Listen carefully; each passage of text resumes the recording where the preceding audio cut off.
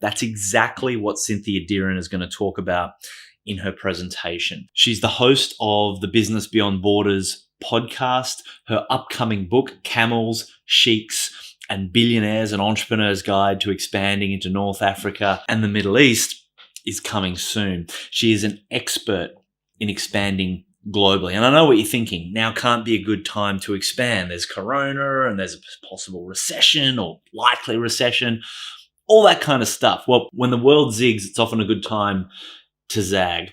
2009-10, when we started Dent in the UK, within 12 months, we'd expanded to Australia. Within 12 months after that, still feeling the reverberations of the GFC, we were in Singapore and the US. Now might just be the time when everybody's looking the other way to plan your next move. And Cynthia is the perfect person to help you map it out. But before I connect you with her, let me give you a little bit of context. So you're about to sit in on a session from one of our crisis reinvention team, but let me give you some quick context. When COVID started to seriously impact businesses, we mobilized experts from within the Dent community to be able to help business leaders like yourself navigate the difficult decisions across a variety of topics, including how to access finance and grants, to cash management, to human resource law, to marketing and sales strategies, to cool tools and tech that you can use from home, through to high stakes leadership, health, wellness, stress management, not just for yourself, but for your team, and look, a whole lot more. For the full schedule, with more being added every week, visit dent.global/reinvent, and we hope you find it a useful resource. All right, let's do this. Hey folks, it's Cynthia Dearin here. Today I'm going to be talking about going global during a global crisis. And of course, I want to frame it in the context of the coronavirus pandemic that we're living through right now. And I want to start off by talking about how COVID-19 has affected international business. Now, there are a couple of major impacts, one of which you'll probably be very aware of, and the other one, which you might be a little bit less aware of, but let me talk about them both. The first thing that I want to mention is the movement of people. And unless you've been living under a rock, you're going to know that COVID-19 has shut down almost all travel and seriously disrupted the way that we do business and live life around the world. Now, in particular, it's been terrible for the airline industry. At the moment, most countries have travel advisories or even outright bans in place so that they restrict the spread of the virus. And that means that around the world, flights have dropped dramatically by up to between 80 and 90% in some places. That combination of trip cancellations and airline shutdown and country-specific restrictions on international flights has already cost the airline industry alone $880 billion. And of course, the flow-on impacts have also been huge. So, for example, international tourism has virtually ground to a complete halt. And on the business side of things, hundreds of events, including trade shows, expos, and conferences, have been cancelled. In addition, tens of thousands of business people who were planning to visit clients, suppliers, and teams overseas can no longer go. So we're talking about disruption on an absolutely massive scale. So that's people. What about the movement of goods? Well, it probably won't come as a surprise that the movement of goods has also been seriously disrupted. Let's talk about that in the context of China first. So production in China slowed down massively a couple of months ago as coronavirus shut down manufacturing hubs like Wuhan. And with that reduction in manufacturing, we saw a very big reduction in sea freight. Now, COVID-19, China's a bit ahead of the rest of the world. And so we've seen that the effects of this first wave of COVID-19 are diminishing in China at the moment. And as that happens, we're seeing sea cargo routes in and out of China being reinstated. And at the same time, there are services to reposition empty containers being organised. So what I'm saying here is that sea cargo is starting to get up and going again. Empty containers from China are starting to be repositioned around the world. That's only happening quite slowly, but it is good news because it means that that global flow of goods around the world can resume. In China itself, according to the news reports, the Chinese government has reduced checkpoints on roads, and so now some motorways and highways are getting back to regular operations. All of the provinces in China are trying their best to get back to normal production levels, and that includes Hubei province. Hubei province has started to release people into other provinces, but most of the people travelling still need to do 14 days quarantine when they get to their destination before they go back into the office or factory. So what I'm saying here is things are starting to get back to normal in China, but it's still quite a slow process. Now, the Chinese government has said that it plans to unlock Hubei province around the 8th of April. And most of the other provinces in China have said that they expect business and lifestyle to get back to normal in the next 2 to 3 weeks' time. Currently, the official stats say that average productivity in China is back to above 70%. So all of that is pretty good news. But what are the flow-on effects that we've seen from the China shutdown that's been happening for the last couple of months? Well, let's talk in particular about how it's affected Australia. In Australia, we've got ships arriving and sailing again, but there is still a lot of concern around air freight. Because so many passenger aircraft have been grounded, and you'll know that in Australia, Qantas and Virgin have cut between 80 to 90% of their international services. And that means that global air freight capacity has been massively reduced. So we still have charter aircraft flying, and we have some dedicated freighters. Those flights by themselves are not enough to accommodate all of the air cargo that usually needs to move around. Because we've seen a huge reduction in passenger air services, it means that there's less belly space for air cargo, and that's normally a really important source of air cargo services. Unfortunately, because belly space has gone down, air cargo rates have increased very significantly. And at the same time, there have been pretty significant delays against normal delivery time. So what that means for people trying to move goods is more cost and less efficient service. Now, many larger businesses have managed to secure arrangements to use charter flights or to use passenger aircraft because they have a lot of volume of goods. Unfortunately, there are a lot of small and medium enterprises that just don't have enough volume to justify such an outlay. And so these are the companies that are really hurting at the moment. Unfortunately, if you are a company that sends your goods around the world by post using the postal service, so maybe you manufacture bikinis or candles or soap and you want to send it elsewhere from Australia, all Economy Air international parcel deliveries have been suspended until further notice. So Australian companies that usually post stuff out through Economy Post are also facing challenges in getting products out the door to customers. And we're even seeing the delays in domestic deliveries because there are reduced domestic flights as well. One good thing that's happened in about the last week or so is that the federal government has put in place a $110 million initiative for the agricultural and fisheries sector. And this is specifically to help producers to export high-quality produce into key overseas markets, with return flights then bringing back vital medical supplies, medicine and equipment. And, of course, this is really important because food exports are a key sector for the Australian economy. So movement of people's been shut down. Movement of goods has also been pretty seriously disrupted. What does that mean for supply chains? Well, the net result here is a big disruption in supply chains, and the World Trade Organization has said in the last week or two that it predicts this will lead to a very sharp fall in global trade. Those numbers should be coming out sometime this week. I don't think we know the full effect of the disruption yet. It's probably going to become apparent in the coming weeks as we see the month of April roll out. I predict that in some places we're going to see shortages of some goods, and that has a lot to do with the factory closures in China. So even though some factories have reopened, there's going to be a backlog of orders that still have to be processed.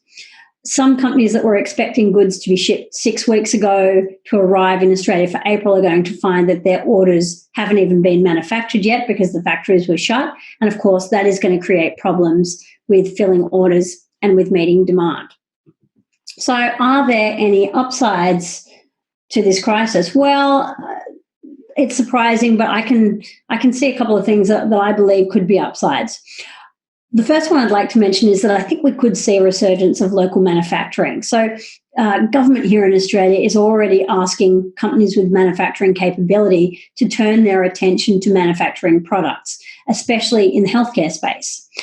And companies that are affected by supply chain disruptions are going to be looking to diversify their suppliers to mitigate risks for the future. So I predict that we could see more opportunity for Australian-made products, at least in the short to medium term. So there's one upside there.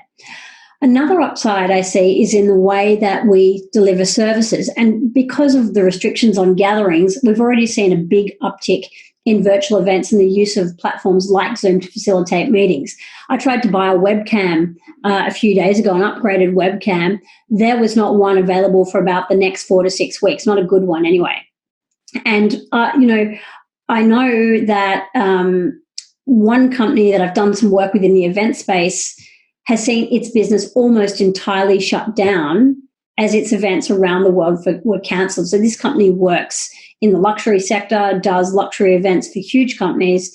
Pretty much everything that they were planning has been cancelled from mid-February onwards. When I spoke to the founder of this company last week, I said, "What are you doing? Are you stopping everything?" And he said, "No, it's been a really terrible few weeks, but we are thinking about what we can do differently and better. And so we've turned our attention to building a broadcast studio so that we can actually host our high-end events virtually." Now, I'm telling this story because what I see here is an acceleration of the trend to use virtual platforms. That's driven by the fact that we can't get together. But what it does is it creates a big opportunity for service providers, for people who provide intangible services to their clients. So potential clients who would previously have hesitated to accept virtual delivery of a service are now much more open to it because they just don't have any other options. They have to consume their services virtually. What that does is, if you are a service provider, it creates a massive opportunity to reach clients everywhere. That's the good news. The flip side is that because barriers to entry are going to become much lower when services can be delivered virtually, we're going to see fiercer competition. And so if you've identified this space as one that you want to play in, you are going to be needing to think ahead to work out how you're going to enter the market for virtual service delivery and how you are going to position yourself to differentiate from the competition. And I guess that really brings us to the question, well, is now really the right time for us to think about going global? Lots of people think it's crazy. There are CEOs out there saying to me, look, everything's so uncertain. How can we make any plans now? The truth is, though, that if you're standing still, even now in the midst of a crisis, if you are putting all your plans and decisions on hold, you're actually going backwards. Now, of course, you need to take care of the first things first. You need to activate your contingency plans. You need to make sure that you stabilize your cash flow. You need to make sure that your team is safe and that they can work from home and that things are functioning properly. But here is the thing. COVID-19 is a little bit like a time machine. We've got into the time machine. We've pressed a button. We don't really know which one. We're not sure when we're going to land, and we don't know exactly what the landscape will be when we get out. But one thing is for sure, we're going to be much worse off if we're unprepared for the landing. And this is accentuated because some parts of the world, like Asia, are probably going to open up early, and smart companies there will already have plans in place. So if you as a CEO are standing still while the smart companies in Asia or even your competitors here in Australia are moving forward, then you're not standing still, you're actually going backwards. So if you are a company that has got international operations or is thinking, maybe there's an opportunity here for us to go global when we come out of COVID-19, what do you need to know? Well, today I want to highlight 3 of the big mistakes that you need to avoid if you're going to launch a successful international business. And I want to give you a couple of quick pointers on what you should do instead. Now, these principles apply in normal conditions and they apply in a crisis too. I see companies making these mistakes all the time, and I know that many companies will be even more prone to making them now because we are in a crisis situation. So things feel tense and people are operating reactively rather than proactively. So the first mistake that I want to highlight here is what I like to call soft focus. And in other words, it means that you go into international markets without a clear vision and strategy. So if you are going to successfully scale internationally, the company's leaders have to have a crystal clear vision of what they want to achieve. Now, when you grow at home, often it happens organically without much strategy. It's a bit of right time, right place. That's a lot less likely to happen when you go overseas. And that's because business is harder in international markets. The markets sound familiar to you. Your brand and your product aren't known in an international market. And a lot of the time you don't have the brand presence and the credibility that you need to just make growth happen by itself.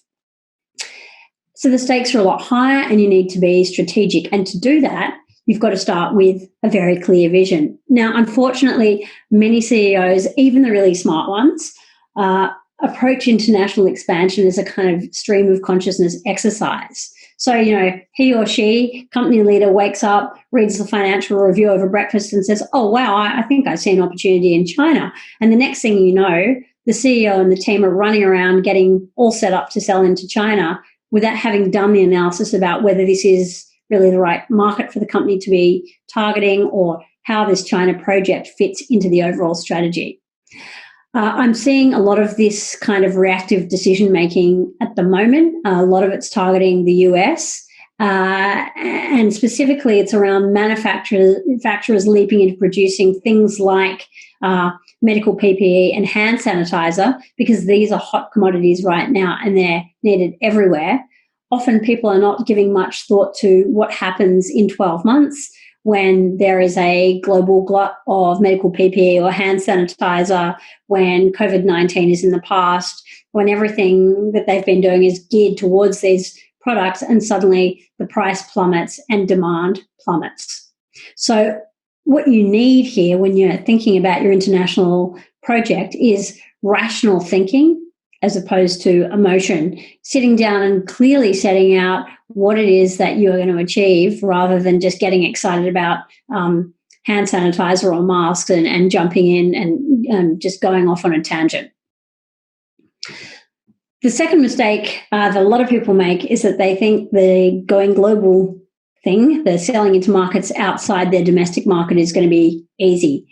And that's usually because that they think that doing business overseas is pretty much the same as doing business at home. These business leaders don't realize that maybe their product or service might not suit the international market that they plan to go into. They might not realize that their messaging doesn't resonate with consumers in other countries, even if it works really well at home. And they even might not realize that business works quite differently in some countries compared to how it works in other places. So, even between Australia and Britain, there are differences in how business works. Between Australia and the States, there are differences in how business works. Between Australia and China, there are massive differences in how business works. Most importantly, a lot of CEOs and founders don't realize that you can't just copy paste the strategy that you've used domestically and have guaranteed success in a new market. It just doesn't work like that. Now, I've already had a bunch of meetings with companies going down this going global road and thinking it's easy in the last few weeks, and most of it has been in the medical PPE space. Thankfully, some of the companies I spoke to realized that they were going off half-cocked before they got too far, and it was starting to become apparent to them that it was not going to be as easy as it looked, and they put the brakes on. But there are other companies out there that are going to end up driving off a cliff because they get carried away by the lure of quick dollars and they just don't realize the complexity of the undertaking. So mistake number 2 is making wrong assumptions about how hard or easy going global will be.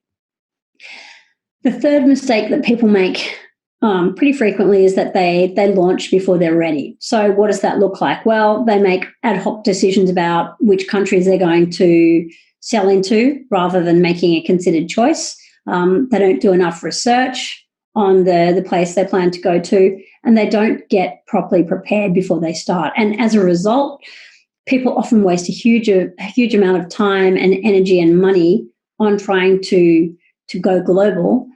And often after a year, 2 years, 3 years, they don't have a lot to show in the way of results. So if you're going to avoid these mistakes and do well, what is it that you need to do?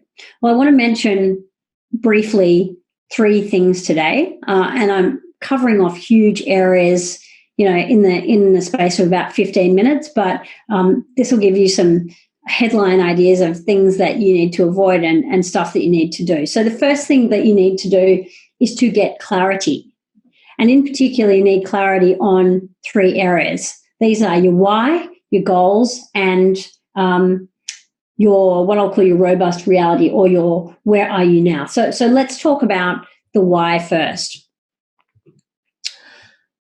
And this is about understanding why you want to go global.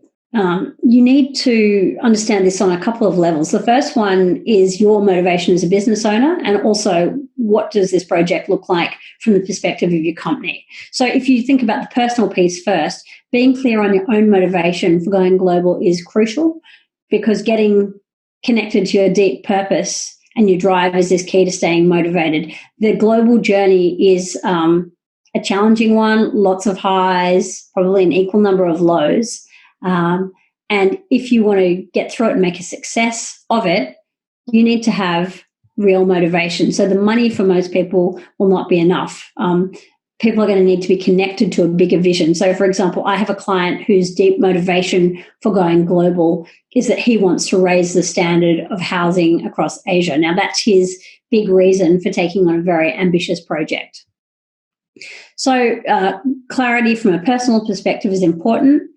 You also need to be clear about what you want to get out of it from a company perspective. So how is this going to benefit the business? What kind of return on investment do you need to get to make this a success? And this is where the money comes in. You can have all the motivation in the world, but if there's no cash flow, you're not going to get very far. So you've got to understand specifically what kind of benefits do you believe that you're going to get out of an international project?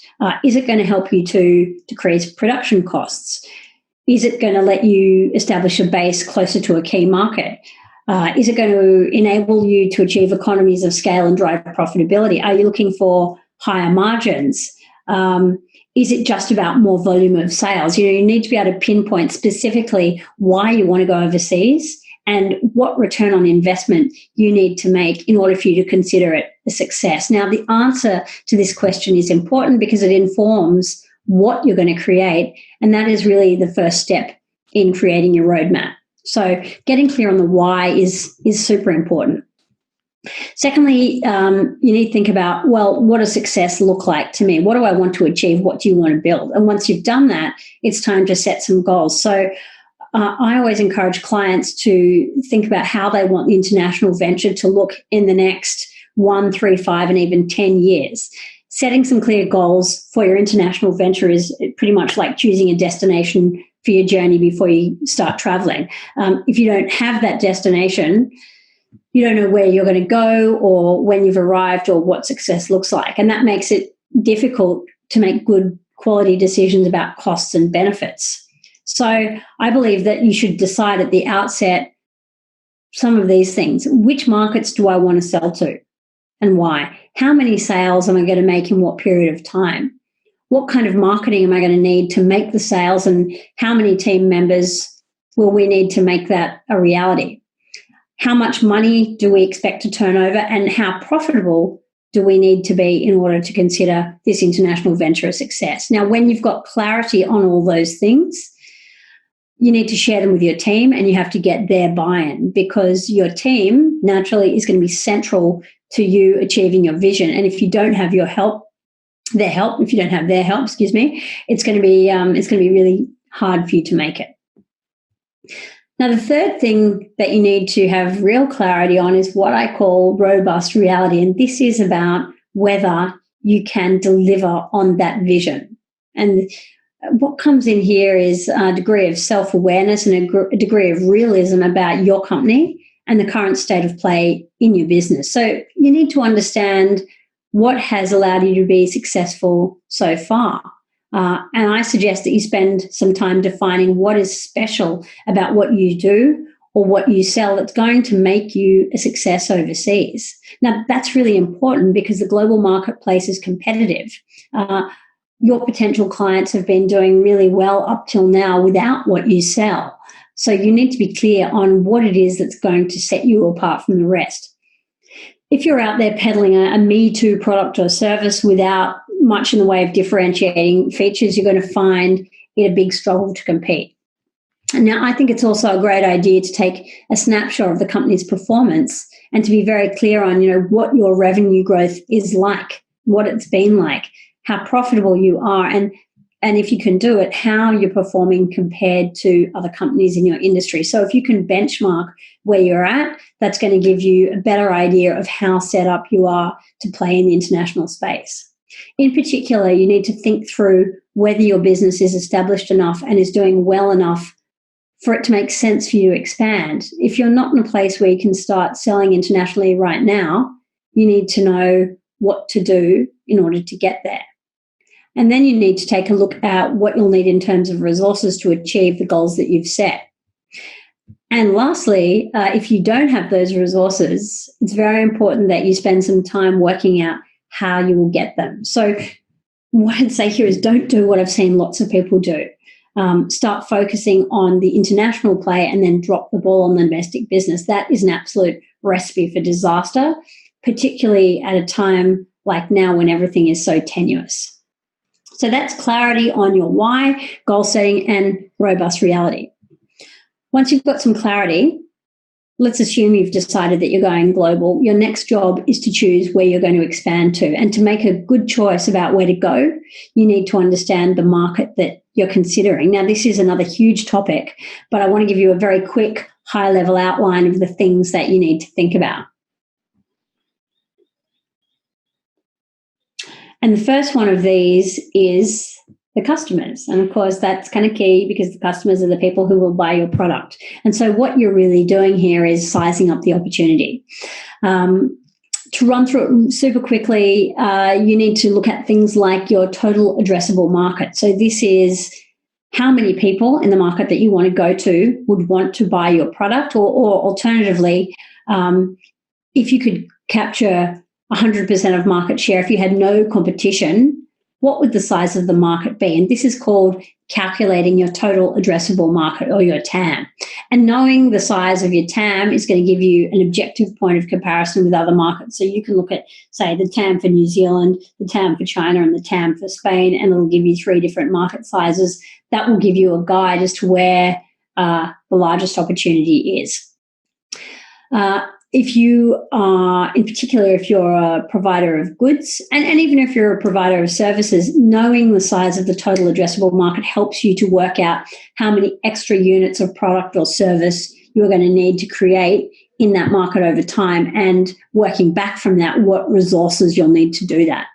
Now, look, this is, again, it's huge, but as you go on, knowing the total addressable market will also help you to develop your strategy. So, for example, if you know that the market for one of your products is huge, you can be comfortable pouring all your effort into reaching that market.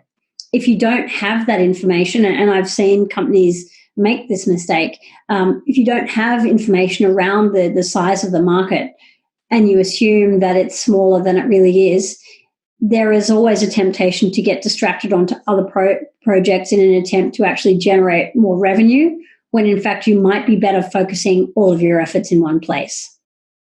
It's also worth calculating your serviceable addressable market. So this is really about how many people you can reach with your messaging, given the current capabilities of your business, and also the serviceable obtainable market. So this is how many people can you actually turn into clients. So total addressable market, serviceable addressable market, and serviceable obtainable market are all great pieces of data to have when you want to understand your customers. I suggest you also work out and you confirm if you've got any doubts that people actually want what you're selling. Now, you might have a product that you think is really standard, but you can't afford to assume that people in a different market will want what you sell just because it works at home. Now, as you are doing this, make sure that people want what you're offering. Don't assume that it's the case. And the question that you need to answer here is, how does my product or service solve an important problem for this potential client? And how can I actually demonstrate that in a tangible way? You also need to know whether people in your target market can afford your products, and in particular, whether they're likely to pay a premium for them. And it's important that you take this into account when you calculate your return on investment. So you're taking on extra risk as you go overseas. You really need to build in an extra margin or an extra return on investment to make the risk worth your while. So how can you work out whether people can afford you? Well, the answers to those questions are linked to things like levels of income in the market that you're going to go to, how much your potential customers earn on average, and also what people in the market that you're going to typically spend their money on. So getting clear on who your customers are, what they want, whether they want what you're selling, and whether they can afford your offering are really key to making a decision about which market you want to go to. The next thing that you need to understand is the culture of the market that you're going to. Now, values and beliefs influence all areas of our lives, from what we believe is important through to what our goals and aspirations are, right through to how we spend our time and what we buy. And understanding how all those things fit together is really relevant to whether your product or service will work in a particular country. So I had somebody come to me the other day and say, now that everything has to be virtual, I understand that China is a market that is hungry for knowledge. How can I sell a knowledge product into the Chinese market? That's a very complex market with a very different culture to Australian or to Western culture. So this is the kind of scenario where that company needs to look really carefully at how their offering works with a Chinese consumer mindset. So we need to work out, how do all these cultural aspects fit together? What marketing channels should we use?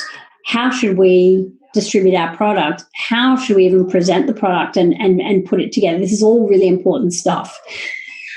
Getting a handle on the culture of a country is also crucial to your ability to successfully transact business there. And that's because culture dictates so much of how people see the world and even how they communicate with each other.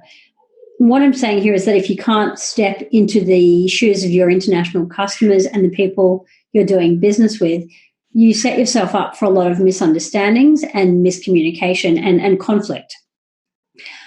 So if you're planning to go somewhere with a very different culture, think about whether you're prepared to invest some time and energy getting to know the culture and being patient with the people you're working with.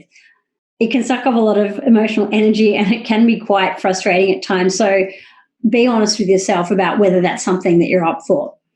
And if you look at a market and you see a huge opportunity there, but you dislike the culture, then maybe that is not the right market for you. So if the culture doesn't gel with you and you are going to need to spend significant time in that place, it's probably not an experience that you're going to enjoy a lot. So that's just something to be aware of. The third thing that you got to get very clear on when you are trying to understand any market that you want to go into is the laws and regulations. And that's because the regulatory framework can have a huge impact on how easy it is to trade somewhere. Now, once again, this is a big topic area, but a couple of quick things to consider include, is market access available? So let me again use China as an example. As you know, China is one of the world's biggest markets, but the truth is that selling there as an international company isn't always straightforward. So did you know, for example, that there are only very limited categories of fruit and vegetables that you can sell into China. So Australia has massive fruit and vegetable production, but there are only about 6 kinds of fruit and vegetables that can be sold from Australia into the Chinese market because the laws and regulations just don't permit it. Another thing to consider is, do I have my packaging and labeling right? Now, this might seem trivial, but it's actually crucial. I know the founder of a company who was sued last year because they were selling products into the US and they didn't comply with a California law about product labeling. Now, as soon as they got sued, their major retailer dropped them, and the whole business was placed in jeopardy because of a mistake they could have avoided if they'd just done their due diligence on the labeling and packaging. So do pay attention to that. If you are in a service providing sector, you need to think about professional accreditation and whether you can actually get that. You know, if you're an engineer or you're in the health services field, work out what kind of professional accreditation you'll need to operate in the market that you're going to, and whether or not you'll actually be able to get that. Then if you are a company that has a product with a lot of IP involved, a lot of intellectual property, you need to think about how easily you'll be able to protect that intellectual property. If IP is a very important part of your offering, you want to make sure that you can protect that IP against infringement in the market that you're going to. If there's a high risk of your product getting copied and sold, and your market share being taken away from you, and it looks as though it will be difficult to stop that happening, again, that could be a red flag. That could be something that makes you put a question mark next to that country as a market that you want to go to. Lots of other areas that we could touch on here, but I'm going to leave it at that for that particular section for now. The third area that I want to touch on is getting prepared before you launch. And again, there's a ton of stuff to cover off here, but I'm going to touch on 3 important areas that you need to make sure you cover. The first one is team, and it's very important that you've got the right people on your team. So these might be employees, they might be contractors, or they might be part of your broader network, suppliers, distributors, agents, depending on how you decide you want to run your international operation.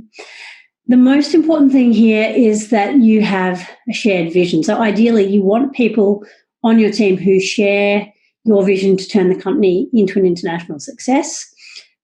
If you don't have a team who are all enthusiastic and putting in 100% of their effort into the project, it's going to be hard to realize. It's also pretty crucial that you have a team that has the right skills and experience. Operating internationally is quite different to working domestically, so your best option is to have team members, again, either inside the company or people that you partner with, who have already got experience in working in other markets. Now, depending on your industry and depending on which markets you're going to, the skills that your team might need could be things like logistics, international supply chain, language skills, intercultural marketing, knowledge of foreign regulatory systems, and the list goes on. How do you bridge the gap? Well, if your team doesn't have the skills that you need, you'll need to think about how you can bridge that gap. So options include, and I've mentioned a couple of these already, working with partners in markets. So these are firms who do something that is complementary to what you do. And these are people who've got local knowledge and can help you to avoid rookie mistakes that you might otherwise make. You can also look at engaging consultants who've got the skills that you need. Cross-cultural marketing, financial modeling, foreign regulatory systems, global supply chain, localization and translation of websites, whatever it is. Or you can go for a complete outsourcing model if you don't want to bring somebody into the team. The short of it is, though, that working with people who know the market that you're targeting is going to save you a lot of heartache, a lot of energy, a lot of time, and a lot of money. So team is super important. Systems are also really critical. And simply put, a company can't really scale internationally if all of the policies and processes and systems exist just in the mind of the founder or key team members. So you need systems to scale domestically, and you need systems even more when you scale internationally, because your attention is going to be pulled in multiple directions. So you need to set things up in advance so that you're not spending 90 hours a week working in the business. You've got to be able to hand over most of the tasks in the business to other people so that you, as the founder or the CEO, can focus on strategic thinking. Systems reduce the amount of work that you need to do, obviously, and they create certainty for the team around what needs to be done. Systems also let you test ideas and measure results, and those things are both really important. So essential systems you've got to have in place before you start going global are things like turnkey systems for acquiring and retaining customers that don't involve your personal effort on a daily basis. So these are things like a really robust CRM, social media ads with strong calls to action, and a consistent SEO strategy. Or if you don't like digital stuff and you want to go old school, you have to be using a strategy like hard copy mass mailing, ideal clients and potential buyers. So systems around acquiring and keeping customers, very important. It's also important to have repeatable service fulfillment and product creation processes. So what I mean by this is a documented process for how you create your good or service step by step and how you work with clients. Now, it's going to be very hard to scale up if you have to personally create each product as a bespoke piece of work for your clients, because you won't be able to get volume. So you've got to have processes in place around how you actually service the clients. And then any kind of systems that you can think of that will help your team to function without you. So, we mentioned a marketing system already. Financial systems are super important for keeping track of how the company is performing. Even simple things like a universal naming system for all of your digital materials saves you hours and hours each week and hours for your team in locating documents. You also need an org chart for all of the positions and the team members so that everybody on the team knows what they're responsible for and who they're reporting to. You need key performance indicators for each position so that everybody in the team is clear about what they need to do each day and what they're being measured on. And ideally, you should also have an operations manual for the company and for each position so that the team doesn't have to come to you every single time they have a question about how to do something. And lastly, finances. Now, it's very important to have a handle on the financial side of going global. And I already mentioned, the importance of having financial systems. So if you don't have a bookkeeper and an accountant, go and get one. But it goes beyond that. Being in control of the finances is more than just knowing the turnover and net profit, although that's really important.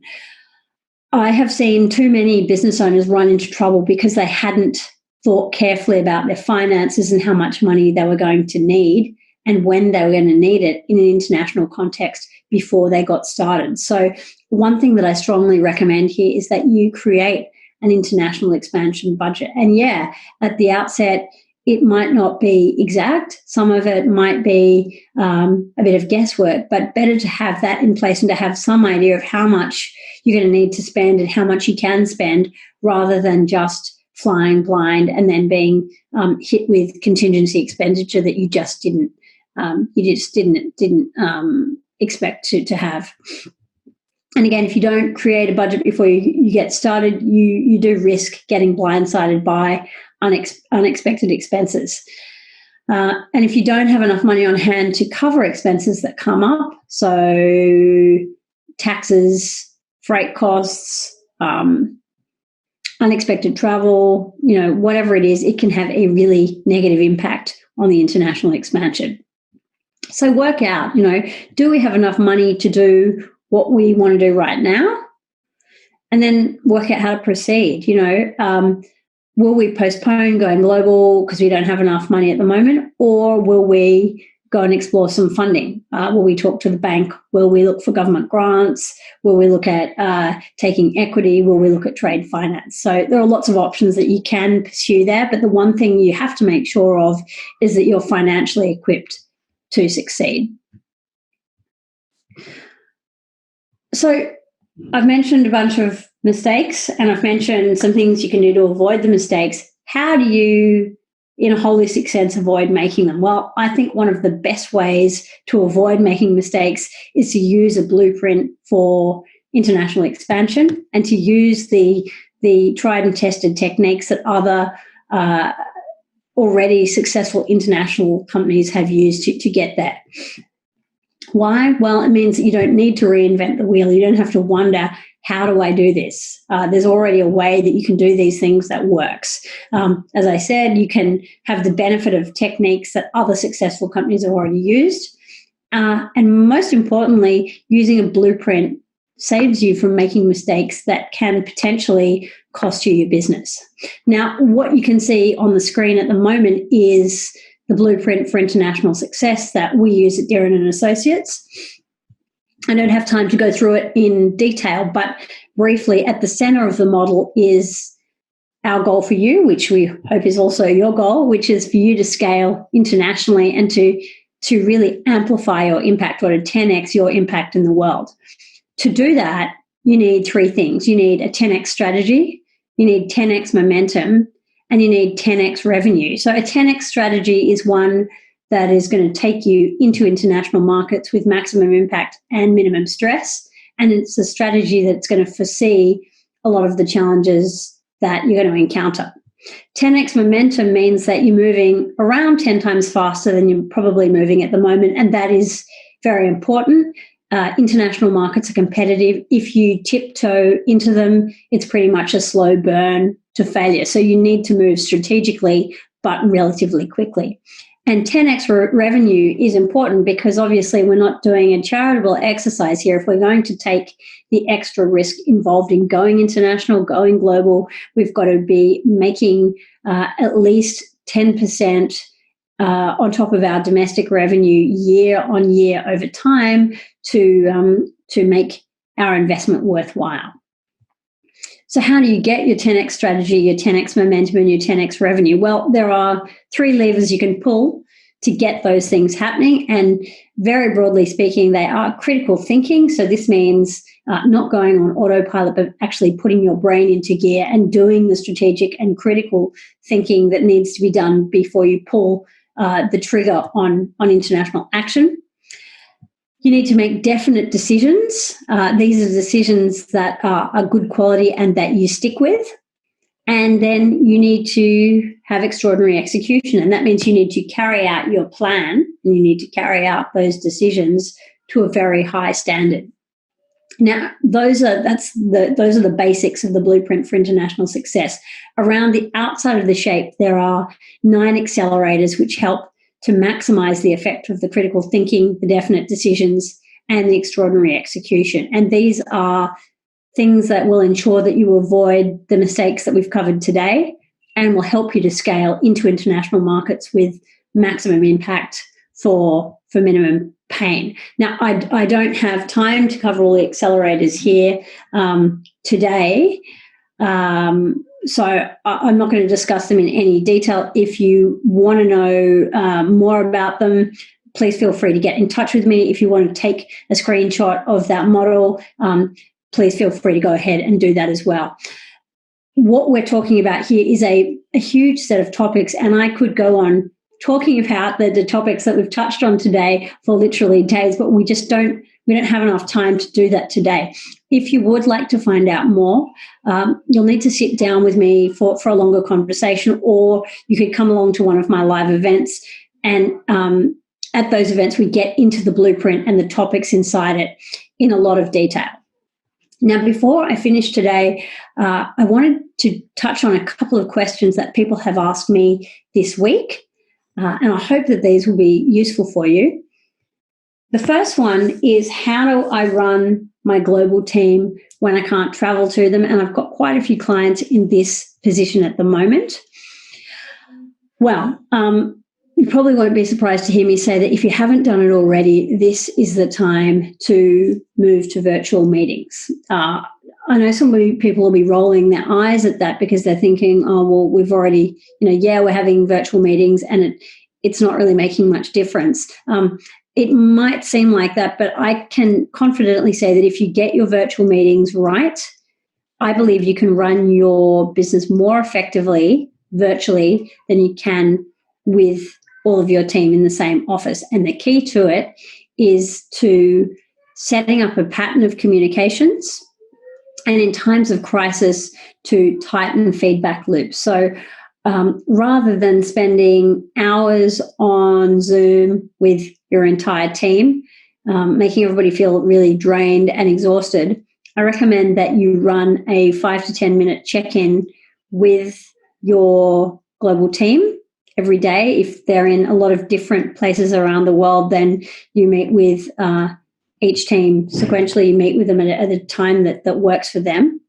And that you then break out other longer meetings and you set them aside till later in the day and you have a smaller number of people attend them so that you've just got people who are really key to each meeting being in that meeting.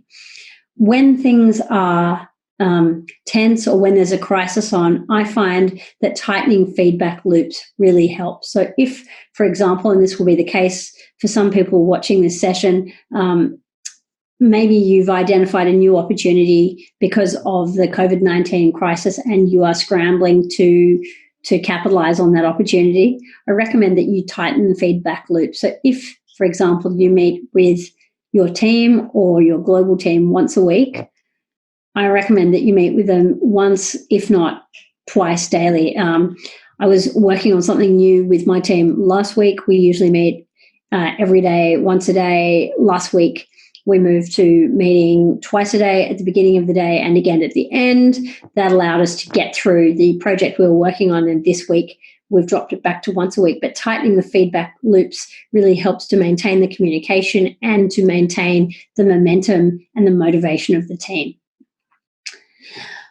Some other people have asked me, my supply chain has been disrupted. What do I do?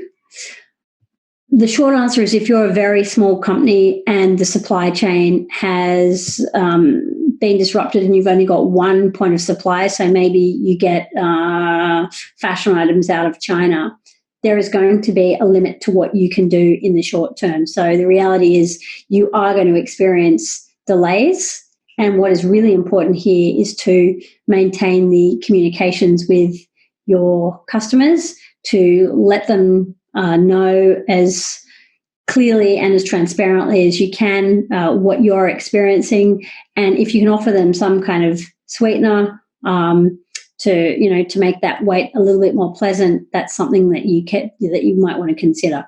Longer term, if you are a company that's had its supply chain disrupted, I recommend that you start thinking now about how you mitigate that risk in future. And in particular, you start investigating multiple supply channels. So if you've been sourcing all of your product out of China, you might want to start looking around and seeing where else product could come from and to have a few options up your sleeve so that the next time this happens, and COVID-19 won't be the last global pandemic, or the last global shutdown. So the next time this happens, you're actually prepared to deal with a disruption in the supply chain, and you can actually get ahead of competitors who are still operating off a single point of supply. So those are two of the frequently asked questions that have come up over the past week. I hope that is helpful for you. I wanted just to finish off by saying, well, what next? Where to from here? And couple of things for you. If this session has been valuable for you today, and if it's raised questions or you'd like more information about what we do at Dearin & Associates, please book a complimentary call by getting in touch with my assistant, Aileen, and you can do that at the address on the slide. I'd also like to recommend the Business Beyond Borders podcast to you. We've been running that for a couple of years. You can access it wherever you get your podcast. It's on Spotify, it's on Apple Podcast, it's on Stitcher, it's on SoundCloud. On the podcast, I talk to founders of companies that have gone global and done it well. And we chat about, what went well, what didn't go so well, what mistakes they made, what they wish they'd known when they started out. I also talk to international business experts who've got insights on what's going on in the international business landscape. And right now we're doing a special COVID-19 series to keep you up to date with how coronavirus is affecting industries and people across the world. So if you're looking for some cool insights into international business, check that out. Thanks for being a great audience. Stay safe and keep making magic. For more expert talks, just visit dent.global/reinvent, because we believe that the decisions that you make now matter more than ever. We started Dent 10 years ago in the middle of the GFC in London, and we shared the key person of influence methodology as a tool to be able to help businesses thrive despite the chaos. Today, it's a best-selling book, and over 3,000 businesses use the methodology like an operating system for driving performance. And we've learned that regardless of economic conditions, that your primary focus as a founder should be showing up as the go-to brand, the key person of influence in your industry. More important than systems or social media, more important than Facebook videos or launching a website, the goal of showing up as the key person of influence in your industry should be the organizing force. It should be the primary objective that helps align all your other decision making. Because as your influence and reach expands, it becomes easier and cheaper to attract clients, team, media, even investors. When times are tough, it's the key people of influence that become even more valuable and even more in demand. And if you've been in business for a while, you're probably a lot closer than you think. So every week that this COVID-19 thing continues, I'm going to be hosting a weekly talk to be able to help business leaders like yourself recalibrate their focus so they can make the most of the times that we're in. If you're interested in jumping on a Zoom and saying hi with me, you can find the link to register for my sessions as well as all of the crisis response team sessions at dent.global/reinvent. If you found this useful, let us know. My name's Glenn Carlson, and please be brave, have fun. Let's go make a dent in the universe.